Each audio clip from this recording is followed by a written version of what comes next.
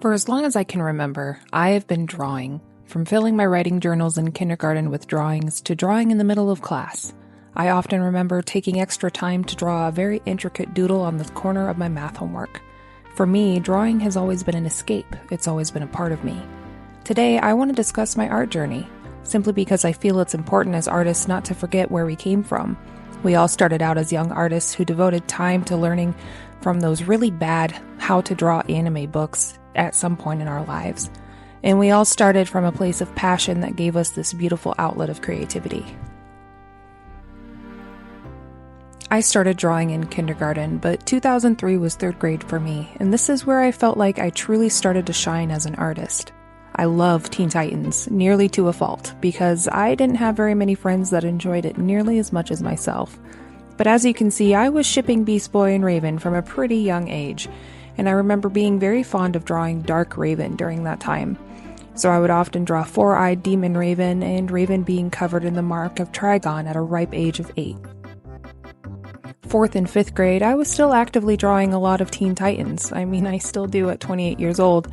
But my new obsession was Bleach and Inuyasha. Bleach really took over my life for a long time with my art, even through middle school when I got deep into Naruto.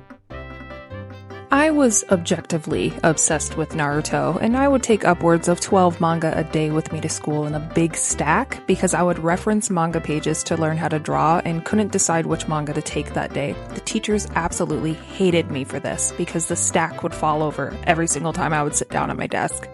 During middle school in class, I would take stacks of printer paper in my backpack because I hated drawing on notebook paper and draw tons of Naruto fan art. I used to go on DeviantArt and reference a lot of pieces directly, so more than likely these ideas weren't my own, but they're not too shabby for 12 to 14 years old. In middle school, I got my first drawing tablet, a Wacom Bamboo Fun.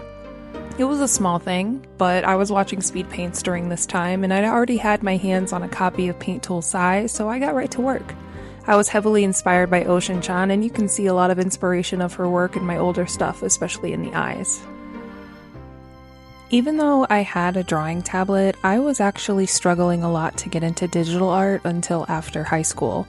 In high school, I was primarily a watercolor artist, and I would spend my time doing abstract watercolor and playing with other mediums like chalk and marker. I was heavily influenced by Avatar: The Last Airbender, hipster lifestyle, Miku, and anime. After high school, I was about to give up on digital art. I tried a few programs, but I found myself always crawling back to Paint Tool Sai.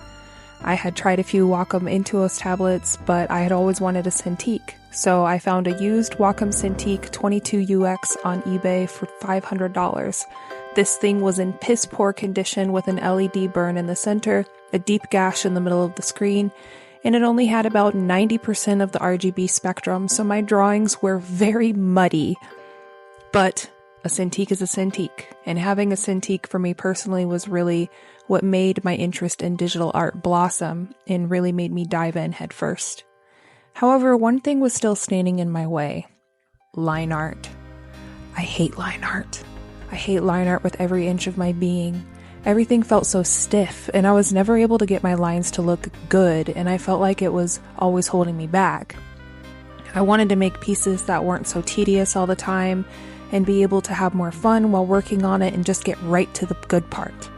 I found some tutorials by Keenan Lafferty and a few other artists that I would follow. I can't remember their names right now, unfortunately. And I learned how to incorporate painting styles into my pieces and skip the line art altogether. I instantly got to work on trying to figure out my new art style. It took a few years to figure out how to stop my colors from being so muddy, and how to figure out why my pieces look so stiff at the start. I mean, they still do. During this time, I was really able to start becoming more passionate about my work. I was super passionate about Smite and would spend hours working on skin concepts and ideas for characters in the game. Cthulhu is my idea, by the way. They bought it from me. Studying card art created by Smite's art team has helped me better understand what goes into creating these types of dynamic pieces, and I feel like my deep enjoyment of creating Smite fan concept has helped me grow immensely as an artist. These days, I focus on painting styles. I don't really do line art very often, and if I do, it's very loose within the piece. When I work traditionally, I often like to dabble back in some watercolor and possibly do some paint markers. I'm very proud of my art and how far it's gotten me, and I have a very small following, but my achievements as a small artist do mean the world to me. Unfortunately, like every artist, I get hit with art block pretty badly. It's not fun when you sit down and you feel like you completely forgot how to draw in the first place, or you feel like you're getting nowhere with your art, like you're doing everything you're told you're supposed to do and you aren't getting anywhere. I've been there a million times, and sometimes those stints of art block can last for months at a time.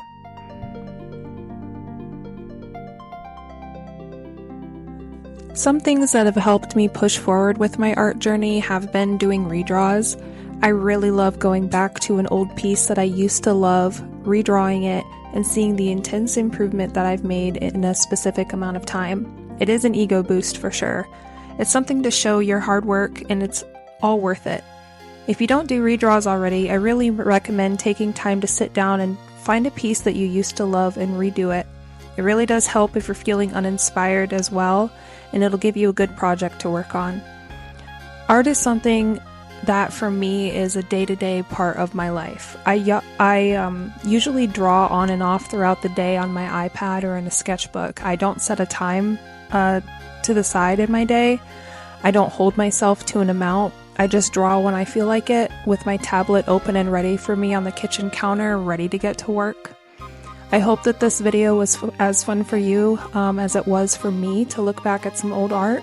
It's always nice to look back and see how far that you've come as an artist and to feel proud of your achievements, no matter how big or small that they are. If you've enjoyed this type of content and you want to see more, you should consider subscribing, and let me know when you started drawing in the comments below.